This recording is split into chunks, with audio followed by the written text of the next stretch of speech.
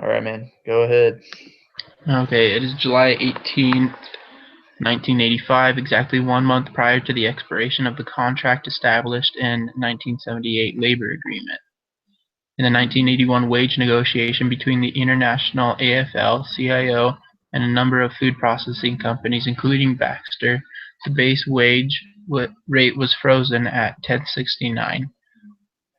Following significant changes in the industry, wages were renegotiated at nearly all of the food processing companies. In your 1983 negotiations with Baxter, wages were renegotiated and set to X. All right. Since your last negotiation, relations between labor and management at Deloitte plant have been increasingly acrimonious. Preliminary negotiations have produced no movement on either side's part and little evidence that an agreement will be reached soon. Both sides publicly acknowledge the likelihood of a strike when the current contract expires in August.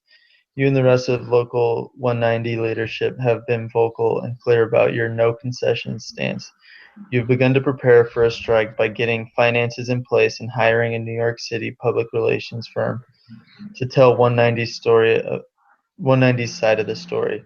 In a show of no faith, management recently purchased 80,000 of it barbed wire to circle the packing house, claiming it was needed for protection of the plant and its workers.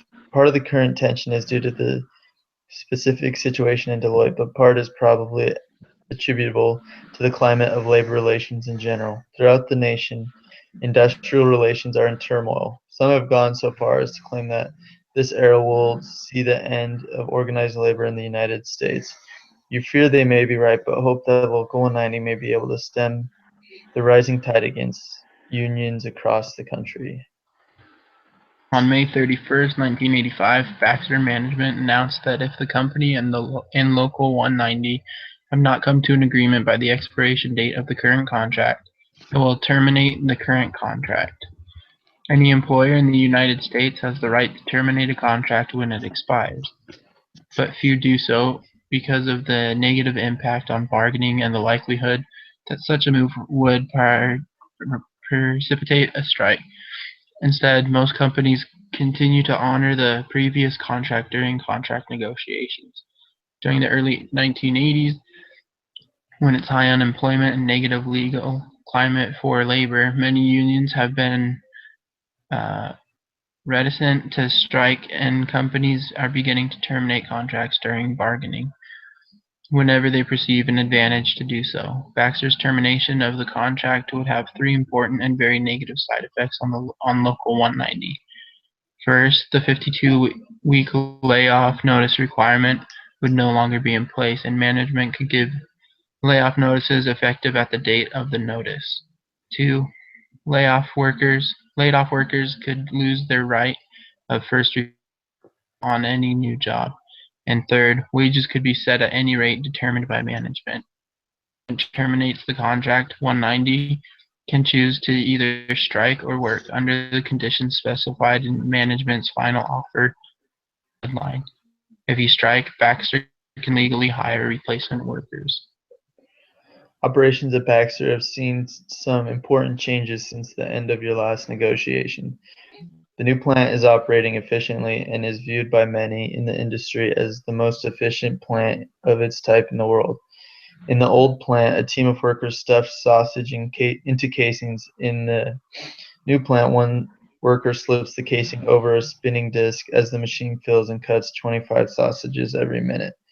This is but one example, but the entire plant runs this way. A machine manned by one worker now accomplishes in 4 hours what used to take a group of workers a shift to complete. A computer monitors all the operations in the plant, calculating the most cost-efficient methods of fitting production to the currently available supply of meats, vegetables, and other food products. It is obvious from looking at operations in the new plant and reading the company's financial reports that Baxter is doing well and can afford to treat its workers accordingly. 2 years after the new plant was built, Baxter provided attractive severance packages to motivate old employees to retire while they hired over 350 new employees each year. Because of the rapid rate of hiring, the new employees were trained on the line by others who were just learning the ropes in the new plant. This resulted in two unintended consequences. First, the new employees were quickly introduced to the real problems with the new plant rather than socialized or brainwashed by management trainers. Second, the rate of injuries in the new plant was significantly higher than that in the old plant and higher than the industry average. You're enraged about the injury rates. Injury records maintained by first aid logs shows that the injury rate is 202 injuries per 100 employees. Management argues that this figure is exaggerated, though they admit that Deloitte has more work days lost to injury than Baxter's other plants and than the industry average. Management claims most of the injuries result from the employees' inexperience with the different working patterns required by the up-to-date technology of the new facility. In response to complaints about the dangerous working conditions in the new plant, the Human Resource Group has become involved, distributing a brochure on safety to each of the employees. The employees don't need safety brochures. What they need is to have the speed of production slowed down and to have a full voice in the work rules so that they can control how they work on the line. The workers are the ones who know what works and what doesn't. Management mandated work rules and the speed of the line are the cause of the problem. The injury rate is not the only problem that has arisen due to the elimination of production quotas and incentive plans in the 1978 contract. The employees are demoralized. For example, because the new lines run continuously, it is necessary that all stations be manned at all times. This, in turn, simply means that if an employee must leave the line, he or she needs to let a supervisor know so that a replacement can be called. It used to be that teams monitored themselves. Now there are supervisors everywhere looking over everyone's shoulders. Realize that the old way worked. Employees know how to run the line better than any supervisor. One other point of friction is that employees in the new plant are working harder for less money. The incentive program has not been reinstated in spite of management's verbal commitment during the 1978 bargaining session. New incentive plan when the new plant was fully operational. It is obvious now that they never had so. Though employees who were carried over from the old plant still receive money out of the escrow account to bring their take-home pay up to the level it was before, the incentive program was eliminated. This only ensures that long-term employees can never get a raise. If wages increase, the money coming out of the escrow account decreases accordingly. It is only new workers who do not receive escrow account payments. Many employees are beginning to express concern about the wage changes over the past few years. One employee who has worked for Baxter for 43 years claims that lowering wages is just the mood of the industry and they're jumping on the bandwagon to be one of them, to be able to say, we're able to do it too. She argues that Baxter should become a shining example that in hard times, if you really have good productivity and a good relationship with your employees, that you're able to handle the bad times. You agree and have said so in many public meetings. I would like to stop the injustice the working man gets in a pinstripe suit. The weakening of labor in all industries throughout the country will be the legacy of the 1980s. And it is time to rally. Your public relations well in recent meetings with the members. You cannot allow the company to lay the ground rules. You can create a moment in history so people can say that's where they turned back the onslaught on the labor movement. Baxter's abuse of the current contract language, the dangerous working conditions in the new plant, and the growing unrest in Deloitte place a lot of pressure on you to do well in this negotiation. As you prepare with the two other members of your team, you realize there are a number of issues that must be negotiated in the new contract. These include layoff and hiring procedures, incentive pay, work rules and wages discussed in detail below. Okay, incentive program. The rationale behind eliminating the incentive program in the 1978 negotiation was that the new plant would have a very different operating speeds and procedures from the old plant, making it impossible to define acceptable production levels before the new facility was completely operational. But the plant has been open for 3 years now, and there is plenty of information about production and profit levels that can be used to formulate a reasonable incentive plan. Current injury rate in the plant strongly suggests that the present pace of production is so high that it is dangerous. Not only is this unsafe. Hold on one sec. I'm watching my kid by myself. Sorry. Oh, you're fine. What's up, buddy? What's up? Did you show stuff? Hey, watch yourself. I'll be right out in a minute, okay? Yeah.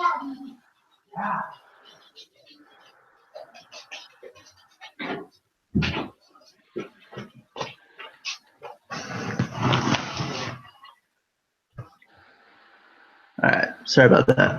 No, you're fine. Let's see. I don't even remember what the current injury. I'll just start over.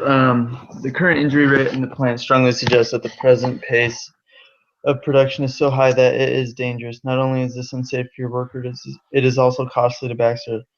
Lost workdays affects profits. You would like to see production targets set at 80% of the current level, with anything above that paid through incentives. You are willing to give on this a little, but feel it is important that Baxter and its employees once again develop a cooperative mode of production. The pace at which the plant is now operating is not only harmful to your members' morale, it is hazardous to their health. Work rules. There's no way to predict all of the work rules that may arise over the term of the contract. In the old plant, this was not an issue because management simply set production standards and the workers determined the best way of achieving them. This method worked well for decades. Production levels remained high, injuries were rare, and workers controlled their holidays as well as their paychecks. In the new plant, with the elimination of the incentive plan, management has instituted numerous work rules that serve mainly to demoralize the employees. For example, workers have no voice in establishing the most efficient way to complete a task given at any point on the line. The best way to deal with the rigid rules is to reinstate production quotas and incentive pay, and allow workers to determine the best way to meet the quotas. This is a very important issue to you in this negotiation. You understand that management is unlikely to return completely to the old ways of doing business. If you cannot eliminate all management controls over work rules through a comprehensive incentive plan, you would like to institute some process whereby management and union representatives have an equal voice in the establishment of work rules. The rate of injury must come down, and this is a critical element for making this happen. Layoff and hiring procedures. Since the 1978 negotiation, Baxter has provided generous retirement packages to urge veteran employees to leave the company. This bribery has allowed management to trim its workforce considerably. Then they turn around and hire new rookie employees who are cheaper to employ because they're not covered by the escrow account. Management is now stating that layoffs may be necessary in the future. You fear they will want to lay off more seasoned and more expensive employees. You and everyone else in 190's leadership feel strongly that the 52-week layoff notice must be retained. In addition, layoff lists should be determined by seniority only. The people who have been around longer are better employees. They know the business, they know their jobs, they understand what is an efficient workplace practice and what is not. Plus, the role of a union is to protect its long-standing members. If layoffs are necessary, any new hiring should be done off the layoff list. The laid off workers are the people that can easily be hired back without any additional training expenses. They already know the tasks and the company. Besides, this is standard practice in nearly all manufacturing industries. You see no reason why Baxter would be an exception. This is a critical issue to you. You can't provide benefits for your members if they are not working. In the last contract negotiation, you agreed to wage rate of X. Given the company's recent increases the sales and net earnings, you feel it is responsible to request part of the surplus be shared with the workers who have sacrificed so that the company could achieve this success. So, in summary, you believe it is possible to negotiate a contract that will provide your workers with a safe work environment, a reasonable income, and job security. But if you cannot reach such a contract, you have decided to recommend to your members that they vote against the contract and strike. In spite of all the rhetoric flying around, you hope you don't have to strike. It has been over 50 years since the last strike. This is a point of pride for both your members and Baxter's management, and both sides realize the potential cost of such a move. But a strike is better than agreeing to a contract that further erodes the benefits to your members.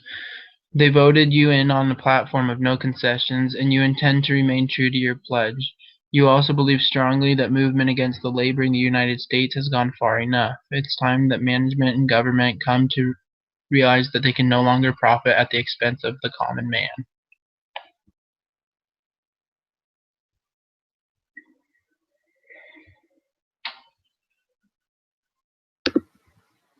All right. So reading through that, there's a few things that I thought were important that I need to talk to about. And if you have some things to add, that'd be great. So one was that they bring the production level as it is now to 80% so it can be safer for the employees. Yeah, So that makes basically slowing it down. Another thing was reinstate the production quotas and incentive pay. Basically, that goes along with the 80%. That's allowing teams to work at their own pace, basically, and for what they do, they get paid more. Basically, it makes it so they're not making the same thing that they always are. And then the last thing I wrote was employees have say in the work rules, since management has made the rules and it's not keeping the workers safe, and the workers know the best processes for the production line, so they need to have some workers help out to make the rules for the company. Yeah, I think it would be nice also as far as wages go to see the wages of the workers somehow tied to the company. Okay. Net income increases by 10%, maybe wages go up by like, I don't know, 3% or something like that. Okay. Seeing if the net profit of the income goes down, then wages go down, but obviously there needs to be like a floor there so they can't go past a certain. Right. They should have a base pay. Yeah. And they can go up, but they can go back down too. Yeah. Exactly. Okay. I think that would kind of be kind of an incentive for people as well to up production, help the company succeed, because they know if the company succeeds, they're going to end up getting paid more as well. Right.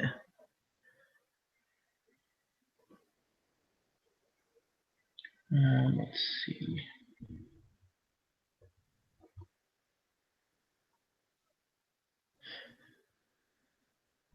But yeah, that's one thing that I remember reading a lot, was that the company was making profits and yet is still the workers hadn't gotten any kind of raise in like 5 years.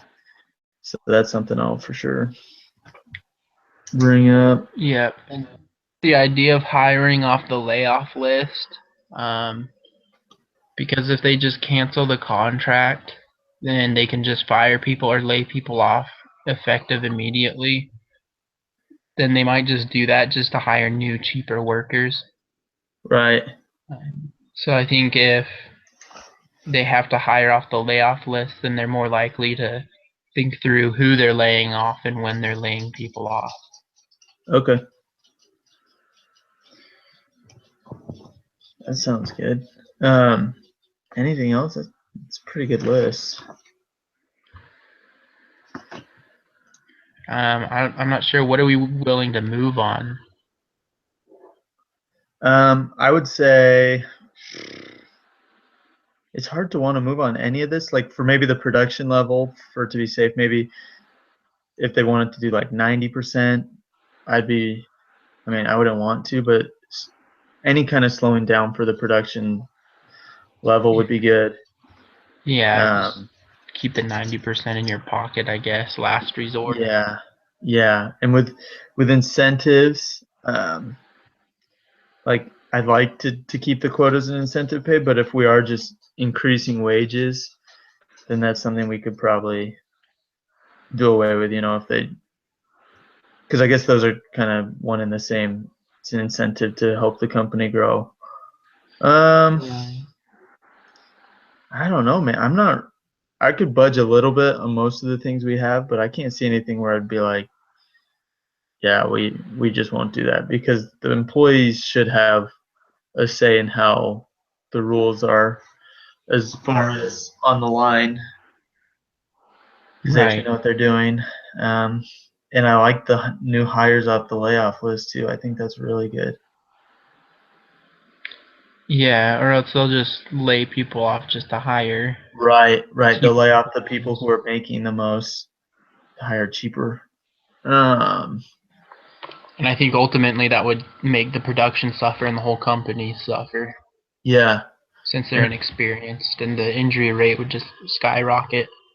yeah. Are they still doing the 52-week notice before layoff? They are, but it said that the contract is going to expire soon, and Okay. So maybe once it that's something. expires, the company can cancel it and they can just lay people off whenever they want. So should we say we want to keep the 52-week layoff? Yeah, Or I even, think so. okay. And even if we had to do half of that or something, I think that'd be good.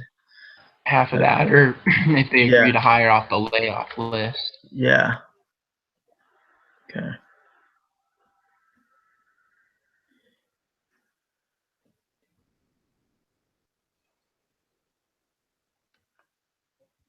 And then I was just reading footnote number 2. It's talking about the Me Too clause, where the wages are tied to the wages of the top 3 companies in the industry.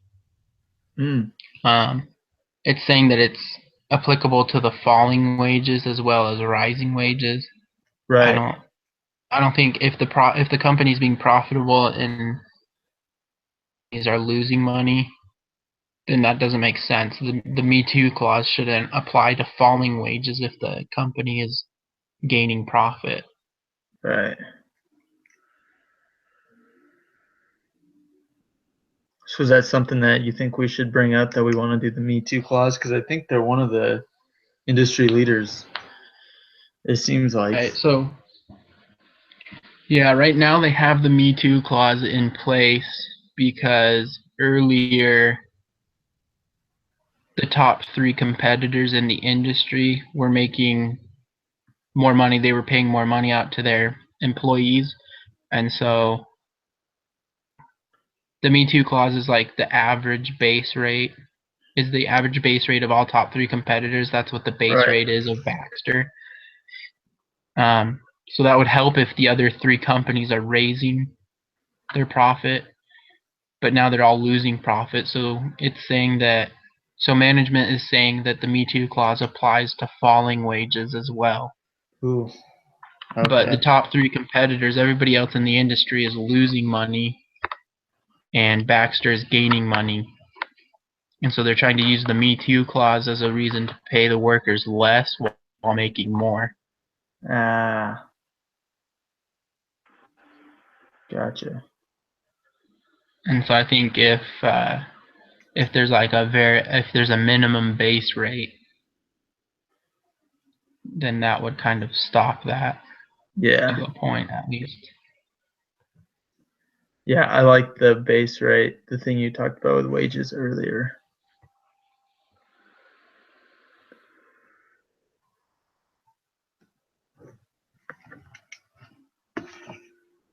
All right.